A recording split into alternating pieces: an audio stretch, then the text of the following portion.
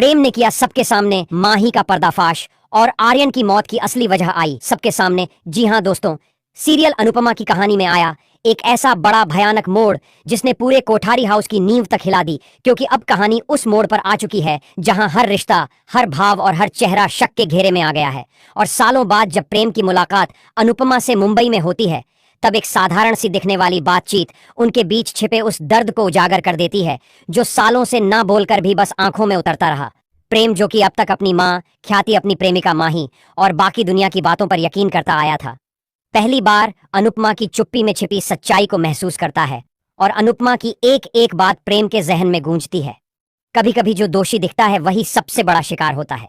और यही बात प्रेम को सोचने पर मजबूर कर देती है कि कहीं आर्यन की मौत के पीछे की कहानी कुछ और तो नहीं।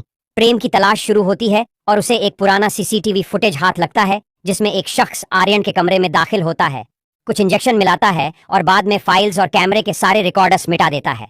लेकिन उस शख्स का चेहरा कैमरे में नहीं दिखता, सिर्फ एक परछाई होती है। लेकिन दोस्तों, वो परछाई प्रेम को बहुत जानी पहचानी लगती है। उस परछाई के पीछे की असली पहचान तब सामने आती है जब प्रेम को एक पुराना पेन ड्राइव मिल जाता है जो आर्यन ने अपनी मौत से कुछ दिन पहले रिकॉर्ड किया था। उस वीडियो में आर्यन ने कहा था, अगर मुझे कुछ हो जाए तो मेरी मौत का जिम्मेदार माही होगी, और वीडियो वहीं कट हो जाता है। प्रेम अब किसी भी हालत में पीछे हटने वाला नहीं होता।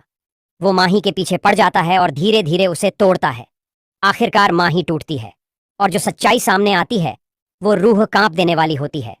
माही ने सिर्फ आर्यन की हत्या की साजिश ही नहीं रची थी, बल्कि वह उस गहरे षड्यंत्र का हिस्सा थी, बल्कि अनुपमा को हमेशा के लिए मिटा देने की योजना की थी।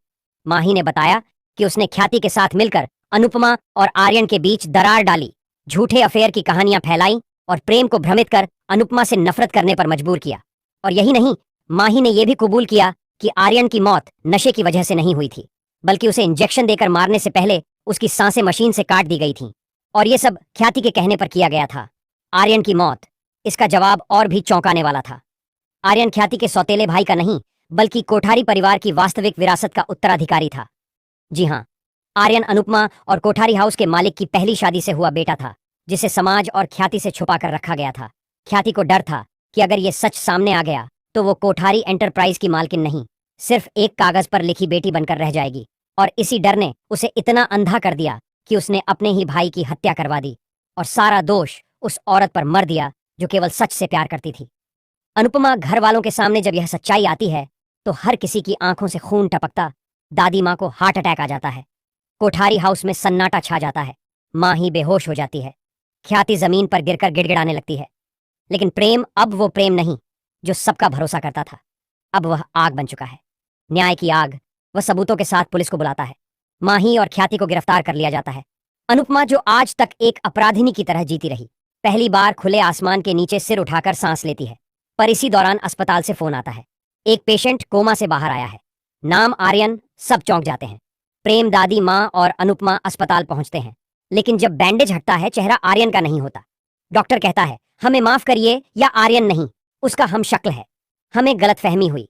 लेकिन इस पेशेंट ने होश में आते ही सिर्फ एक नाम लिया, अनुपमा, और कहा कि वह कोठारी परिवार की बर्बादी का गवाह है। अब सवाल यह है कि यह रहस्यमय व्यक्ति कौन है, और क्या आर्यन की मौत एक भ्रम थी या फिर कोई और खेल चल रहा है। कोठारी हाउस की विरासत से जुड़ा जो अभी तक सामने नहीं आया, और तब स्क्रीन पर आता है एक नया किरदार जो दिखने में हूबहू आर्यन जैसा है, लेकिन उसकी आंखों में ऐसा तूफान है जो पूरे कोठारी साम्राज्य को मिटा सकता है।